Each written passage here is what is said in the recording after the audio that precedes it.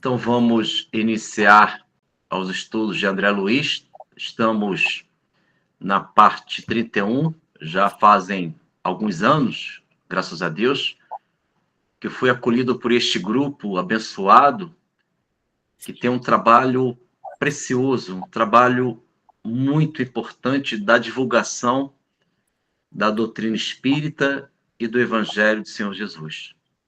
E o nosso propósito é apresentar estas reflexões dos livros de André Luiz, dos quais nós destacamos alguns assuntos que se apresentam nos capítulos, nas páginas, parágrafos, para que, de alguma forma, estas narrações de André Luiz, esses fatos, estas mensagens podem nos ajudar para o nosso autoconhecimento, para a busca da vida espiritual. E hoje, na parte 31 dos temas dos livros de André Luiz, nós estamos com o primeiro retângulo.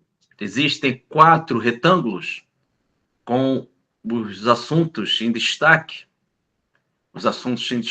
e vamos iniciar no livro No Mundo Maior, capítulo 5, O Poder do Amor, em que o assunto narrado por André Luiz é o poder divino. Esse capítulo do livro No Mundo Maior, O Poder do Amor, tem uma personagem central, que é a mentora Cipriana.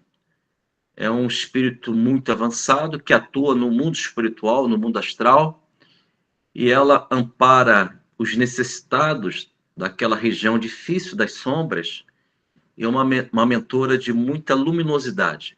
E o Calderaro e André Luiz, neste capítulo, eles estão esclarecendo que estão tentando convencer dois espíritos. Um ainda está encarnado, ele se apresenta naquele ambiente pelo desdobramento.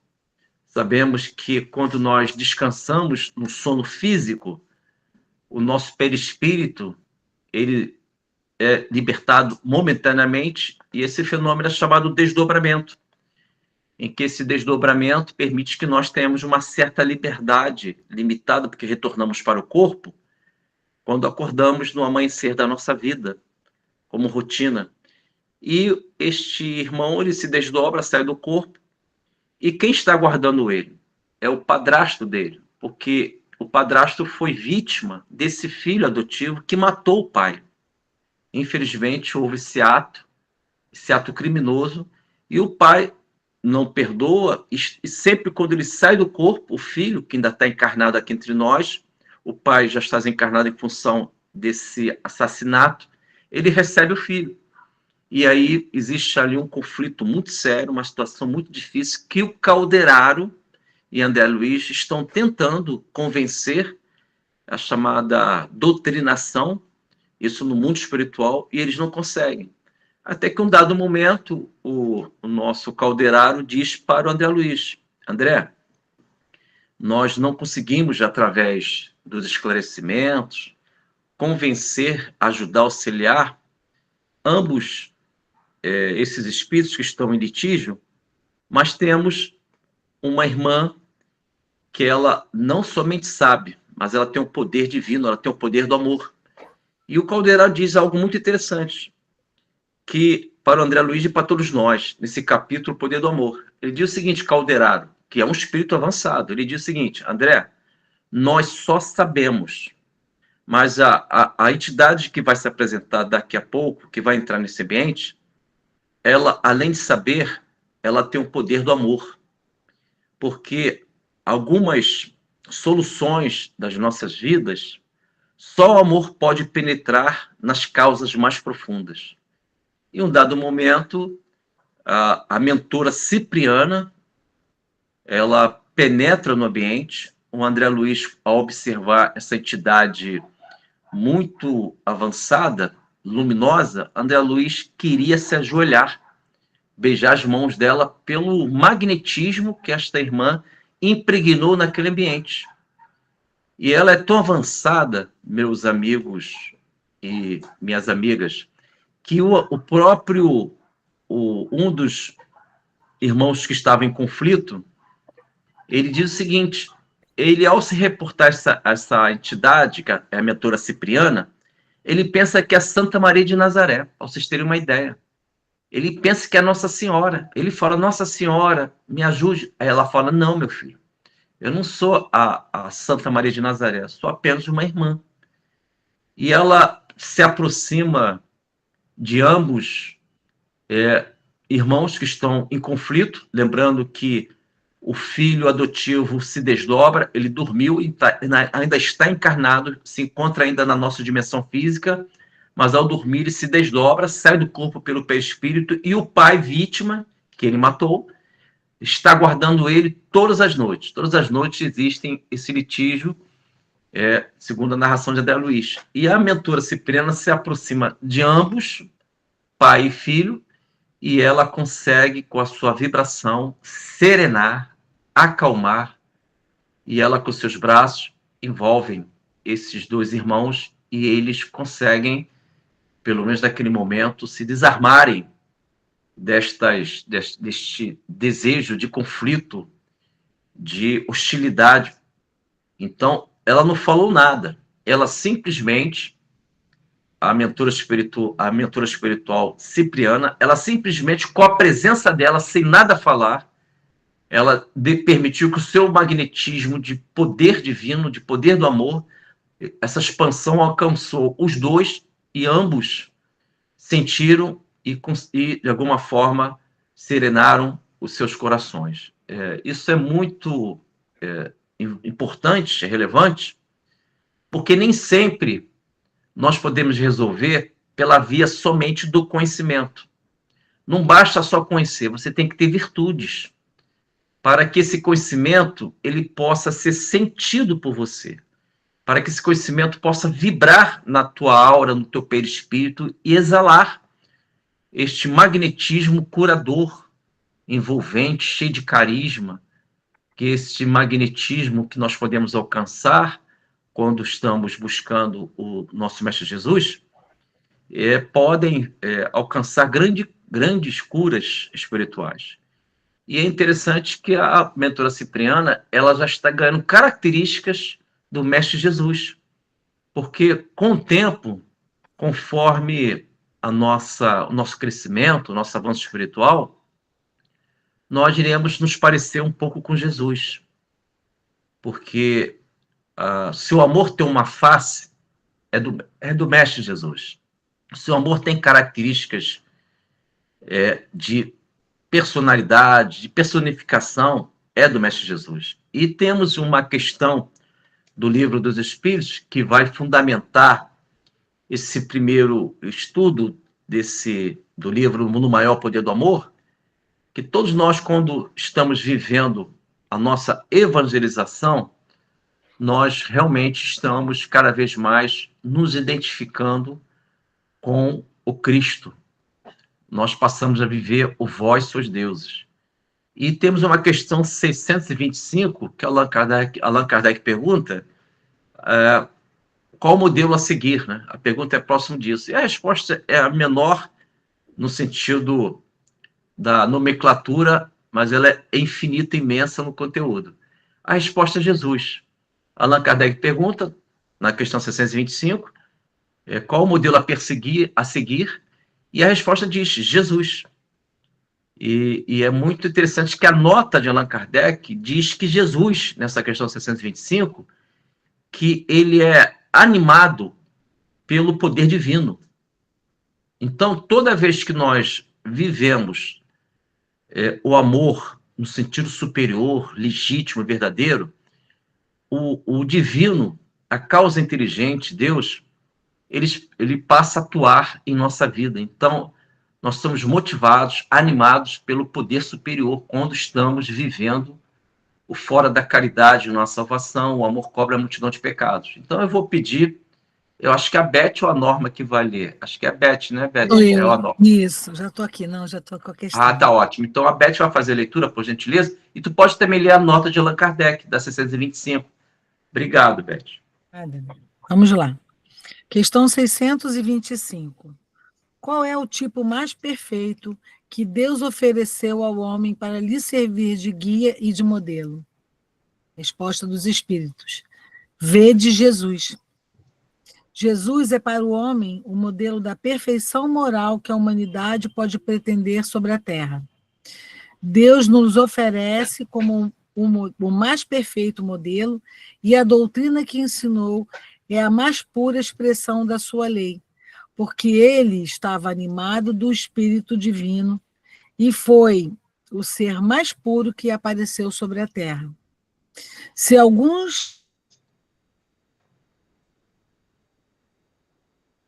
Beth, seu microfone desligou, querido. Ai, desculpa, eu esbarrei aqui Faz mal não, Beth, tá ótimo, tá tranquilo. Vou ler esse último aí que eu comecei. Se alguns daqueles que pretenderam instruir o homem na lei de Deus, algumas vezes a extraviaram por meio de falsos princípios, foi porque se deixaram dominar eles mesmos por sentimentos muito terrestres e por terem confundido as leis que regem as condições da vida na alma com aquelas que regem a vida do corpo. Vários deram como as leis divinas o que não eram senão leis humanas, criadas para servir as paixões e dominar os homens. Tá ótimo, Beth, muito agradecido. Então, segundo a resposta e a nota de Allan Kardec, o Jesus é um espírito puro, que significa, segundo o item 112 do Livro dos Espíritos, que explica que todo espírito puro não tem nenhuma influência da matéria.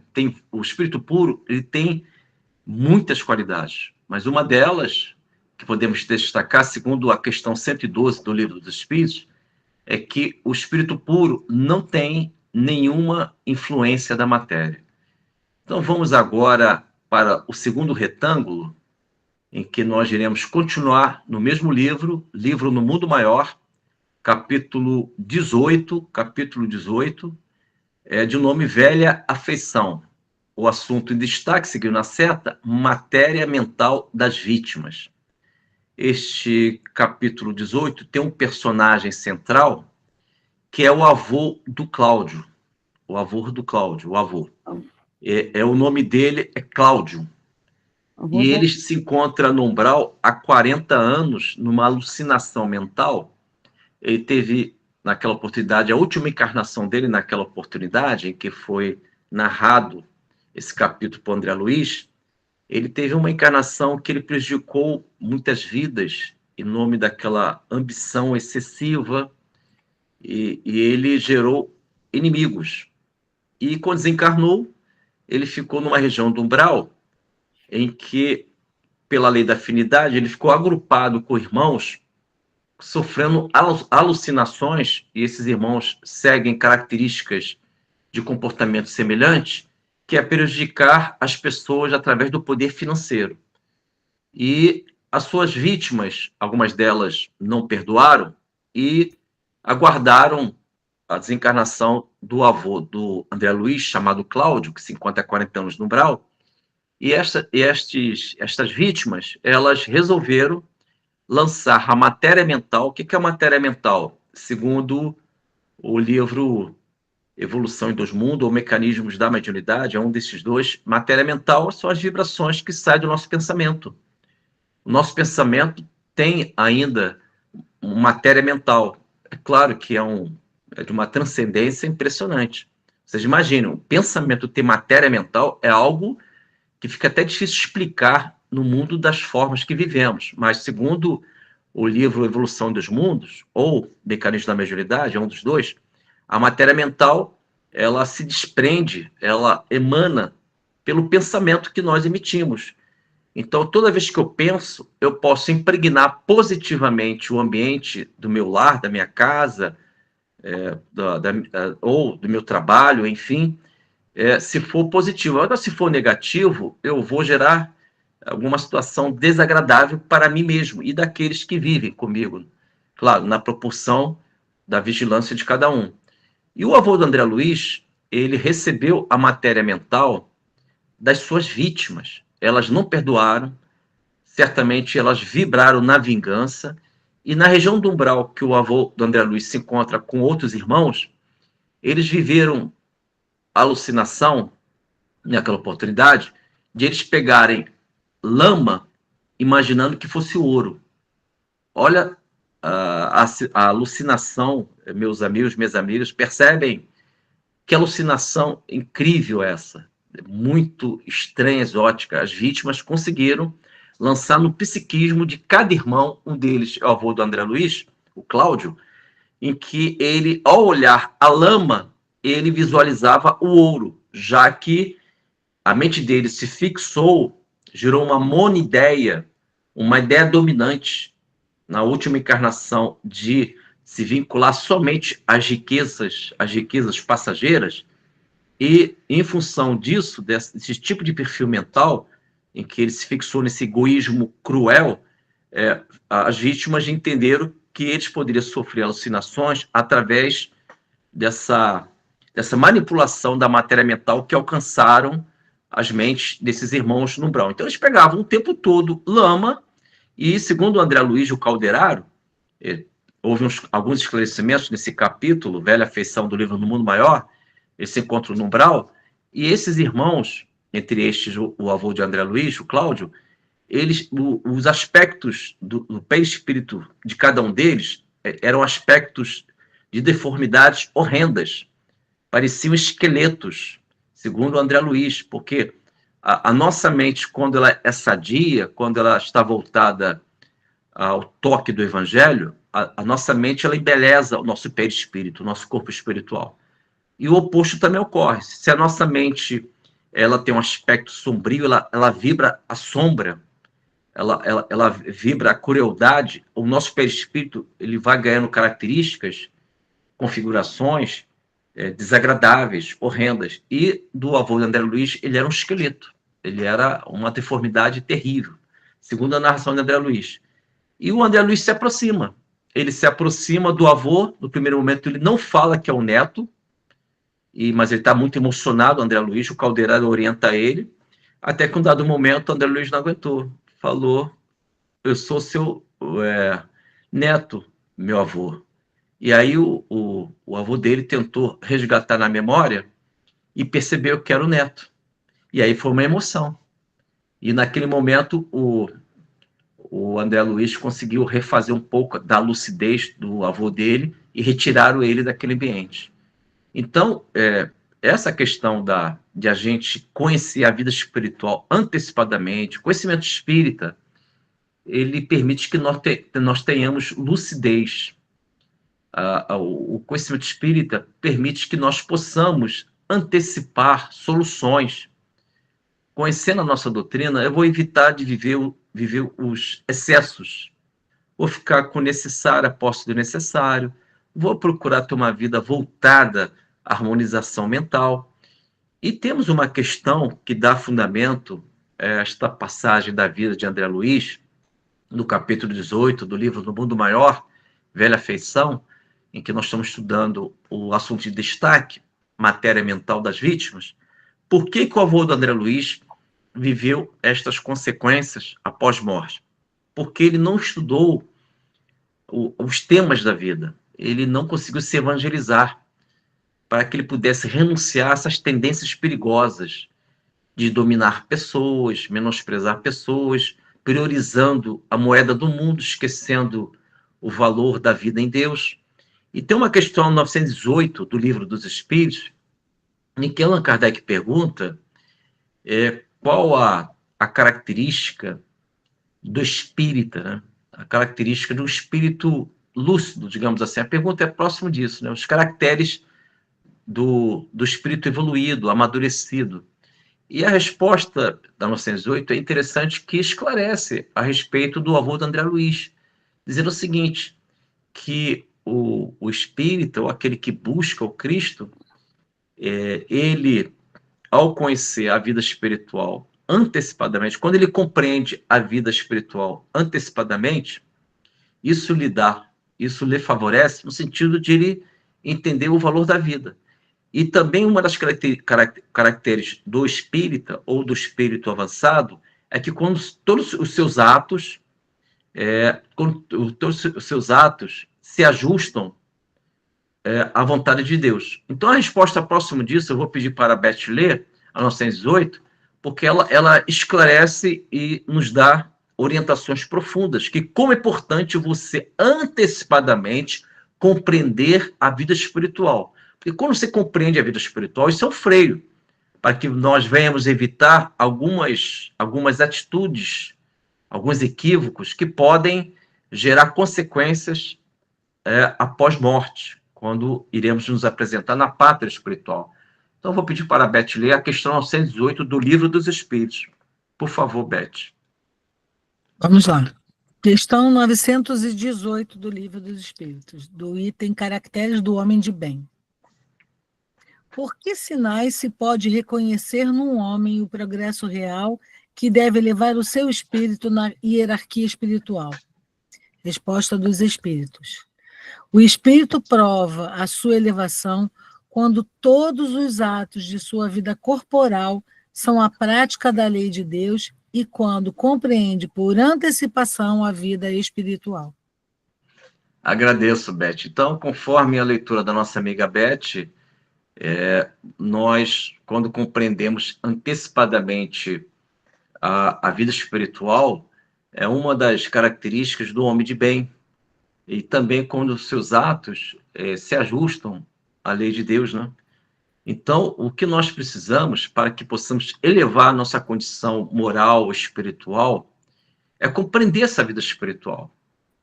Entender que a vida não cessa com a morte biológica do corpo, porque o corpo deixa de ter vida, mas o espírito que somos nós continuamos vivendo. E saímos do corpo esgotado, sem o tônus vital, sem a vitalidade da vida, saímos desse corpo pelo perispírito e voltamos à nossa condição de imortais. Então, esses valores, eles devem viver em nós. Nós devemos criar rotinas do sagrado. A nossa vida, diariamente, deve ter sempre a lei de adoração. Adorar Deus. Inclusive, adorar Deus lembra uma passagem da vida de Jesus, vocês vão lembrar, em que Jesus visita a mulher samaritana, em Samaria. E quando ele se aproxima daquele poço que ela retirava, através de um recipiente, água daquele poço, estabeleceu-se um diálogo de muita importância filosófica, porque, um dado momento, a mulher samaritana percebeu a grandeza de Jesus, porque Jesus lhe ofereceu água viva, e Jesus descobriu que ela teve vários relacionamentos com homens que ela não conseguiu, pelo menos esse é o entendimento, não foram relações harmoniosas, e ela percebeu que ele tinha grandes verdades, e verdades no que diz respeito à intimidade dela, a vida dela, e ela percebeu que ela estava diante de um profeta. Ela pergunta, você é um profeta? Aí Jesus, vocês imaginam os olhos penetrantes de um espírito puro ao olhar a mulher samaritana. Na verdade, Jesus está conversando com a gente. Nós somos esta mulher samaritana. Porque Jesus se apresenta quando ela está na rotina da vida dela. A rotina dela é tirar água do poço. Só que Jesus conhece essa rotina de retirar água do poço e conhece quando estamos no fundo do poço.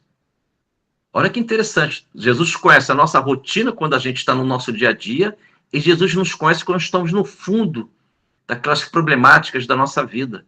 Então, esse é um mestre que está presente na rotina e nos dias extraordinários. Ou retirando a água do fundo do poço, ou nos observando no fundo do poço. Jesus está presente. E ela faz uma pergunta ao mestre, dizendo o seguinte, vocês, judeus, oram, adoram a Deus nos templos, e nós, samaritanos, nós adoramos o nosso Deus, nos montes. Aonde nós devemos adorar? A pergunta dela é essa, já que os judeus adoram nos templos, e os samaritanos adoram nos montes. E ela faz a pergunta, onde devemos adorar o Deus? Aí Jesus fala, a hora vem, a hora chegou, em que os verdadeiros adoradores de Deus irão adorar Deus em espírito e verdade. Isto é, nós vamos, pouco a pouco, nos habituar com a ideia de ser grande como nosso Senhor Jesus é. Então, nós vamos adorar o nosso Deus em si mesmo, porque não existe mais localidade. Nós iremos representar a igreja primitiva, o templo divino, quando estamos agindo em favor do Cristo. Então, adorar Deus é um estado mental, não é um espaço físico. Claro que há um senso de organização, às vezes as formalidades são importantes, mas isso é acessório. O principal é adorar Deus em espírito e verdade. E nós só conseguimos adorar Deus em espírito e verdade intimamente, em nosso psiquismo. Então, vamos agora para o livro Missionários da Luz, capítulo 11, Intercessão. O livro Missionários da Luz, como os demais livros, todos eles foram psicografados por Francisco Cândido Xavier, ditado pelo nosso mentor espiritual André Luiz. Nós iremos estudar o capítulo 11, Intercessão, o assunto em destaque, ideia de impossibilidade. Esta ideia de impossibilidade são situações que tocam em nossa mente as preocupações do dia da manhã. Isso é muito comum para todos nós. É quase uma espécie de prova coletiva. Como é que será o nosso amanhã? A ideia de impossibilidade nos incomoda muito, mas o incomodar faz parte. O que não pode é a ideia de impossibilidade gerar um domínio mental, que aí ficamos vulneráveis. Aí pode vir a síndrome do pânico, pode se apresentar uma dor imaginária, um tormento voluntário, uma falsa necessidade. Então, a ideia de impossibilidade, ela também pode abrir uma chamada brecha mental, porque existe na cultura da série André Luiz a chamada brecha mental e tranca mental. Vocês já ouviram falar sobre isso? Brecha mental e tranca mental. A brecha mental é um assunto que é analisado no livro Ação-Reação, no capítulo Débito Aliviado, em que Silas esclarece perante André Luiz que existem as chamadas brechas mentais, que quando a nossa mente ela está de forma vigilante, recebendo muitas sintonias, sem a preocupação de discernir. Sintonias que podem ser pensamentos positivos ou pensamentos negativos, só que a gente não consegue discernir. Então, nossa mente está aberta. Ela está aberta perigosamente. Não está naquela vigilância, o vigiar e orar que Jesus nos ensina. E a ideia de impossibilidade, ela se instala, muitas vezes, em função disso.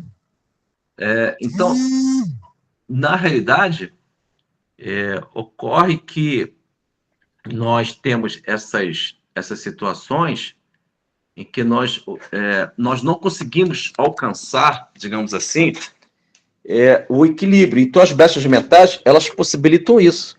As brechas mentais, elas acabam criando em nós...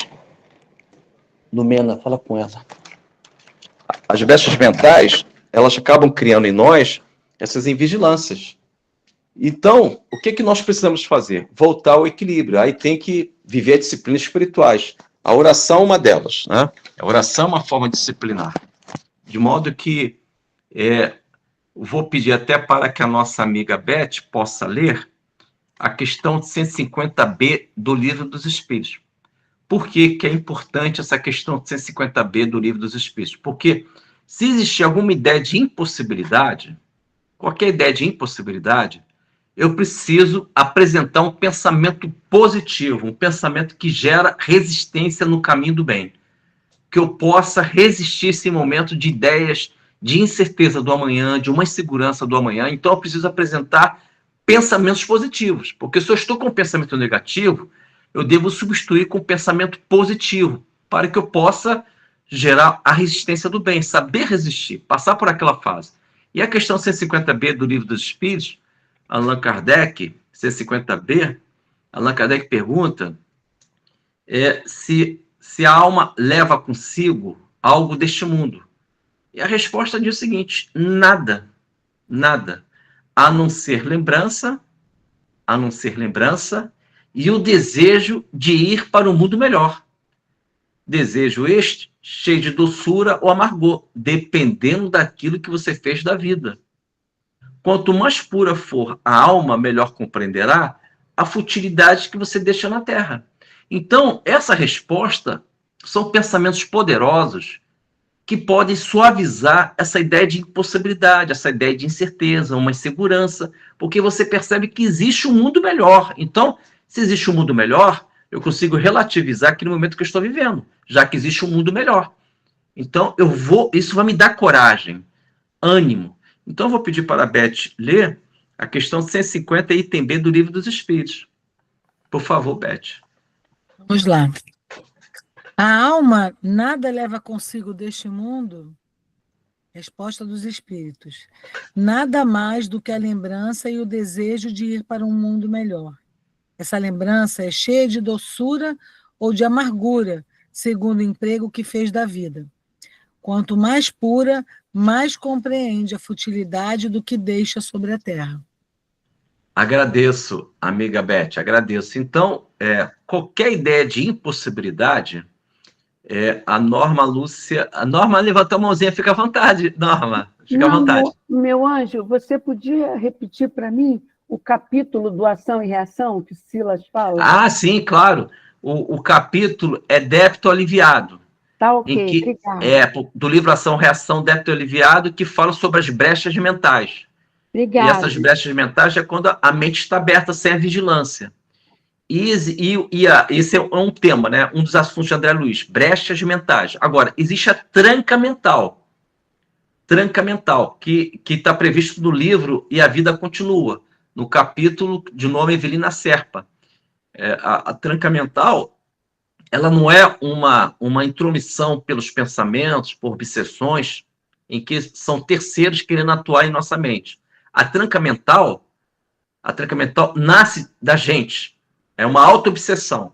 A tranca mental é quando o próprio espírito, ele gera limites evolutivos. Ele se tranca, às vezes, num pensamento, numa forma de ser, e perde a dinâmica da reforma íntima. Ele nega a renovação do espírito. Então, a tranca mental é uma ação individual, do próprio espírito, é a auto-obsessão. Já a brecha mental, ela é uma provocação de obsessões externo ao próprio espírito que está vivendo a brecha mental, apesar que ele que decide, mas a intensidade, a pressão, ela é externa, é a atuação das entidades, obsessões, que pode ser obsessão do espírito encarnado ou desencarnado. Então, brecha mental é externo e tranca mental é interno, né? Bom, vamos agora, já caminhando para o último retângulo, último slide, livro Nosso Lar, capítulo Nas Zonas Inferiores. Também o nosso livro Nosso Lar, ele foi psicografado por Francisco Cândido Xavier. Nas Zonas Inferiores é o nome do capítulo. Todos eles foram psicografados por Francisco Cândido Xavier. E o tema que nós iremos estudar, Acendei Vossas Luzes, é uma expressão que eu já até apresentei aqui algumas vezes, que o André Luiz é um espírito muito interessante, muito fascinante, porque ele é muito parecido com a gente. Nós temos uma vontade imensa de alcançar a luz. Só que a gente está mais para vagalume do que um farol. E a gente não pode desanimar, né? Porque, assim, a gente tem que perseverar. Porque uma coisa é você não conseguir entrar pela porta estreita, que requer muitas experiências, tempo, espaço e virtude.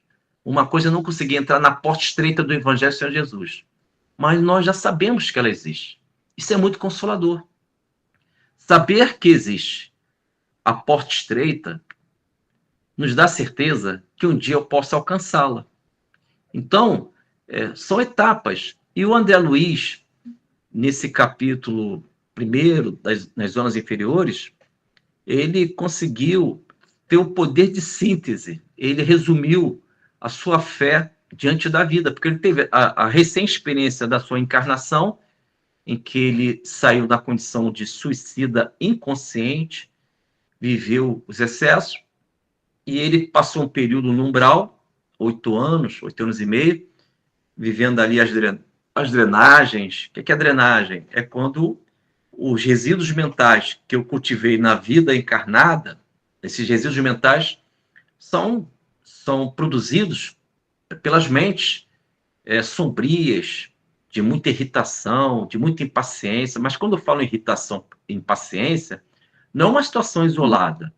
É um padrão rotineiro, repetitivo, durante anos. Aí você acaba comprometendo a tua mente e geram resíduos mentais, que são lixos mentais, que vão atuando no perispírito, no corpo espiritual. E em um dado momento, você pode adquirir uma doença que não estava programada para se manifestar nessa encarnação, mas criamos nesta encarnação uma programação negativa, desnecessária. Então, o André Luiz, ele carregou, infelizmente, ele carregou esses resíduos mentais, essas vibrações, para o mundo astral. Então, por isso que ele se viu no umbral. E ele era um materialista, não acreditava em Deus e fazia pouco caso para as coisas sagradas, e mesmo revela isso nesse primeiro capítulo. Mas ele caiu em si. Esse cair em si é muito importante, porque quando nós caímos em si, lembramos o perfil mental do filho pródigo. Nós queremos voltar para a casa do pai. Essa casa do pai é a casa mental do caldeirado.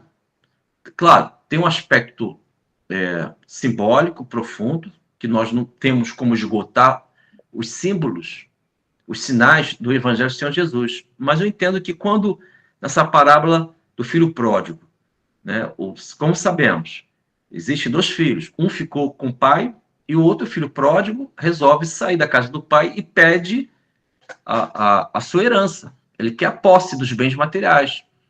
E quando ele pede a herança para o pai, ele pede isso em vida. O pai está vivo. Você só recebe uma herança quando o pai falece. Então ele estava matando o pai, simbolicamente dizendo. Ele estava se desligando do pai. E esse desligamento nosso, isso acontece quando nós encarnamos aqui. Porque a gente se desliga do divino. Porque a gente tem que encarnar, viver num planeta de provas e expiações, onde o mal predomina. Isso é uma espécie de pedir a posse. Eu quero a posse. Eu quero a minha herança. Vou encarnar. Então, quando eu reencarno me desligando do pai, porque se eu encarnei, eu fui reprovado em alguma coisa. Então, é uma espécie de desligamento do pai, da minha origem divina. A minha origem é do céu. Por que eu estou na Terra? Porque eu pedi a posse. Eu utilizei muito mal o livre-arbítrio. Eu utilizei muito mal as minhas escolhas. E ao escolher, no caso do filho pródigo, os excessos, que pródigo é excesso, ele gerou o karma, a lei de causa e efeito, e reencarna. É o símbolo. A gente tem que encarnar, a gente vai ter que ir para a vida. Já que tu pediu a posse, o pai, tu pediu. O que seria a herança que o pai nos deu? A vida corporal. Nascer na Terra aqui é uma herança que Deus nos permitiu para que tenhamos a terapia do esquecimento, porque você encarnar lembrando da vida anterior não dá para aguentar, porque às vezes nós vitimamos, nós prejudicamos vidas. Então fica muito difícil você encarnar com uma mente do passado. Então, quando você tem a terapia do esquecimento, isso é uma posse, é algo muito precioso que o Pai nos deu. E o Pai nos deu para que possamos, ao encarnar, aprender a voltar para Ele, através da reforma íntima, da transformação para melhor.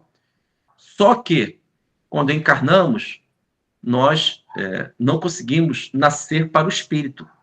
Só nascemos da carne e, às vezes, permanecemos na vida até o dia derradeiro, que é voltar pela morte do corpo biológico e a desencarnação para o espírito. Nós voltamos somente nascido da carne. Não, a gente tem que, em plena vida corporal, nascer para o espírito. É o batismo do cristianismo primitivo. A gente tem que se batizar em Cristo. Isto é, o que é o batismo? É a possibilidade de eu nascer para o espírito. Jesus falou isso para o Nicodemos. Jesus falou isso no seu evangelho. Falou o seguinte: Nicodemos, é necessário nascer de novo. Vocês acham que Jesus ia falar somente isso para o Nicodemos? Cada personagem ali representa uma humanidade que eu posso estar incluído. Quando Jesus falou assim, Nicodemos, é necessário nascer de novo, ele está falando isso para mim, para a gente, para cada um de nós. Ó, você tem que nascer de novo.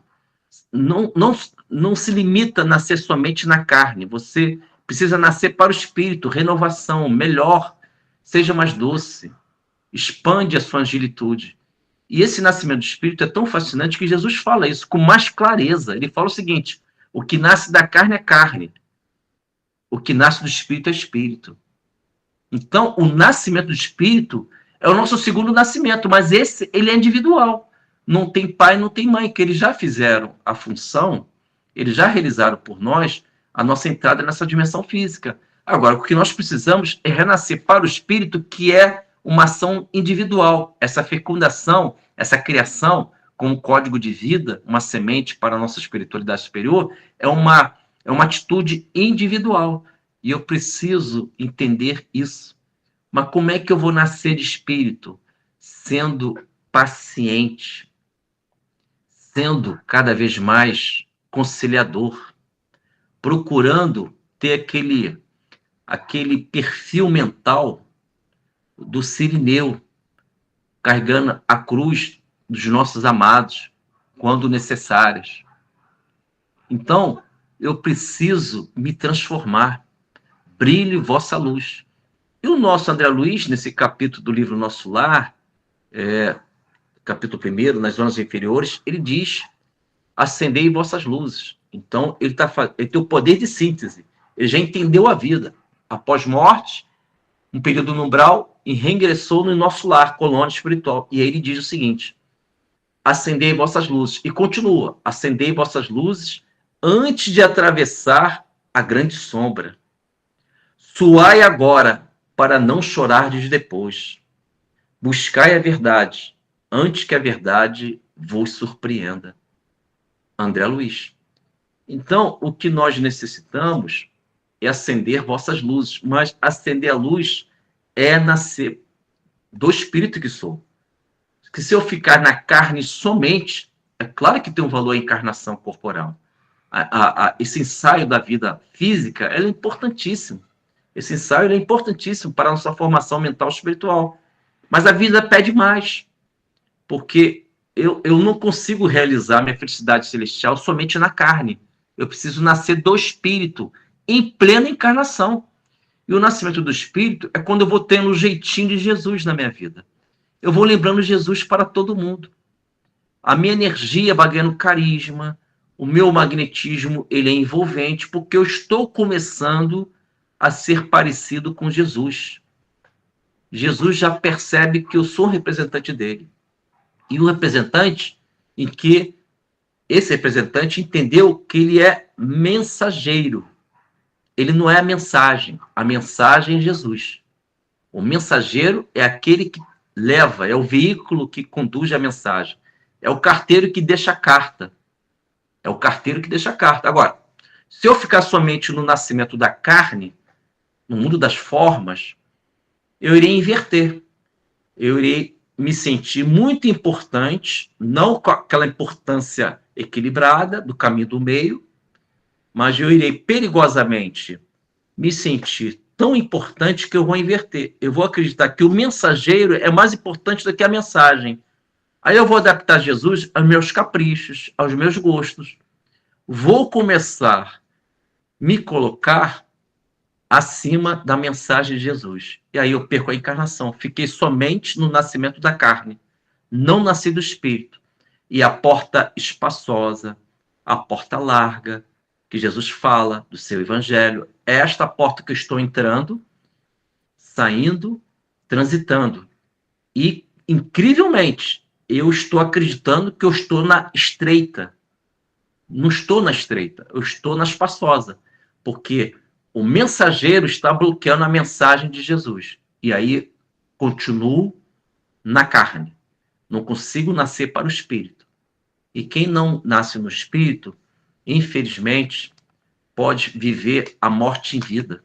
O que é a morte em vida? Jesus falou isso. Deixai os mortos enterrar os seus mortos. É curioso essa expressão. Ela é até paradoxal. Deixar os mortos enterrar seus mortos. O que a gente imagina? Um morto não pode fazer nada. E nem enterrar ninguém, vocês concordam? Então, Jesus, ao dizer deixai os mortos enterrar seus mortos, é um morto de virtude. é um morto que não consegue operar a fé em si mesmo. É um morto. Tem vida orgânica, mas não tem vida espiritual. Tem corpo, mas não tem alma. Tem fala, mas não tem um verbo divino. Então, nós precisamos alcançar a beleza que a nossa doutrina nos ensina. É o bem que fazemos, queremos alcançar a glória divina. Não é a religião em si. Tanto é que tem uma questão que eu vou pedir para a Beth ler, a questão 982 do Livro dos Espíritos, que Allan Kardec pergunta se é necessário manifestar, crer no Espiritismo como salvação. Se é exato esse pensamento. Basta ser espírita para ter a salvação? A pergunta é muito interessante, está falando da nossa própria doutrina. Isso é tu ver como é que a nossa doutrina ela é profunda. Ela analisa a própria doutrina diante da filosofia espírita. Então a pergunta é isso, 982. É necessário crermos no espiritismo para ter uma sorte melhor na vida espiritual? A resposta, não. O que permite que nós venhamos alcançar a glória da vida é justamente fazer o bem. É o bem que vai permitir que nós venhamos alcançar as respostas positivas da vida. Então é a questão 982 do Livro dos Espíritos. Você pode ler, Beth, por gentileza? Vamos lá. Questão 982 do Livro dos Espíritos. É necessário fazer profissão de fé espírita e de crer nas manifestações para assegurar nossa sorte na vida futura? Resposta dos Espíritos. Se fosse assim, seguir-se-ia que todos aqueles que não creem ou que não tiveram os mesmos esclarecimentos são deserdados, o que seria absurdo. É o bem que assegura a sorte futura. Ora, o bem é sempre o bem, quaisquer que sejam os caminhos que a ele conduz. Aí ele faz referência aqui, acho que a duas questões, né? A 165 e a 799. Tá ótimo, Beth. Tá ótimo. Muito obrigado, Beth. Então, conforme a leitura da nossa amiga Beth, é o bem que prevalece diante da vida. Tanto é que a nossa doutrina, ela coloca com muita clareza, fora da caridade não há salvação. Quer dizer, é o bem. Não colocou assim, fora do espiritismo não há salvação. Fora da Igreja Católica não há salvação. Não colocou instituições e nem religiões, colocou a ação. O bem, a caridade são ações. Nós necessitamos mais verbos do que substantivos. O que vão permitir a nossa autocura, autoiluminação, são as nossas ações, são os verbos.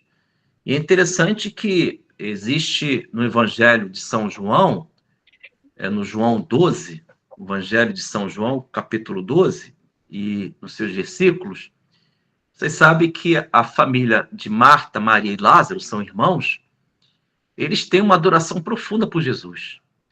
E eles ofereceram jantar para Jesus. Está em João 12. E quando eles ofereceram jantar para Jesus, Jesus foi até lá com os apóstolos. Vocês imaginem Jesus entrando numa casa para jantar. Isso é incrível, gente. Então lá, 3 personagens que podem ser um de nós. Se encontra ali na casa dos irmãos. A nossa Marta. A Marta, ela tem um verbo. O verbo dela é serviço. Ela está oferecendo os seus trabalhos culinários, digamos assim, porque está oferecendo uma janta. Então, o verbo dela é serviço, oferecer. Já o Lázaro, ele conseguiu voltar para a vida, em João 11, ele está ali à mesa com Jesus e ele está observando Jesus. O verbo que qualifica Lázaro é o recomeço, como todos nós vivemos. O recomeço da vida. A reencarnação é um recomeço. Recomeçar é um ato de coragem, porque você vai refazer caminhos, resolver capítulos que não foram bem escritos por nós.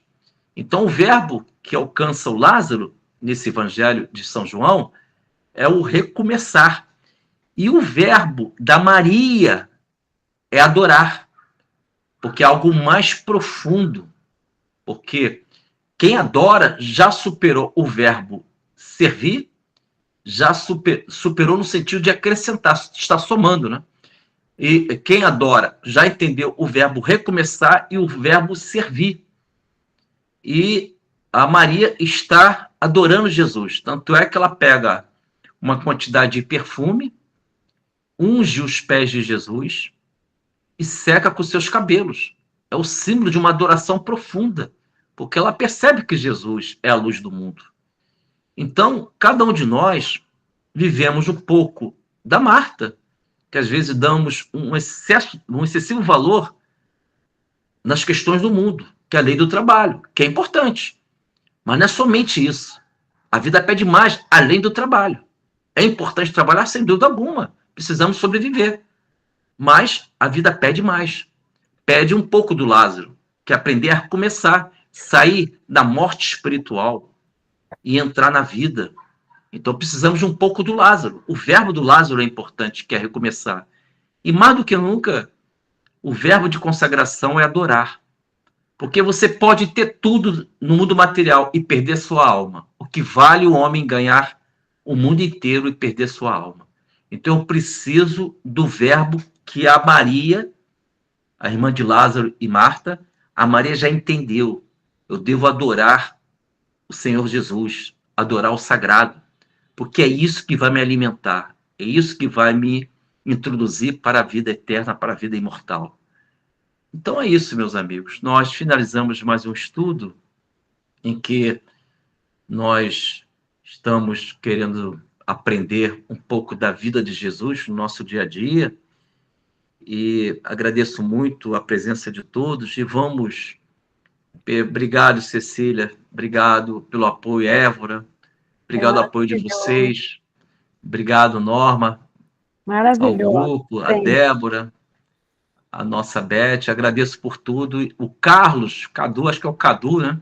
Nosso Carlos, lá do estudo do André Luiz, nossa Débora, também lá nossa FIAP. Todos estão aqui. Paulo, Norma, Beth, Itamar, Carlos. É isso aí, Carlos.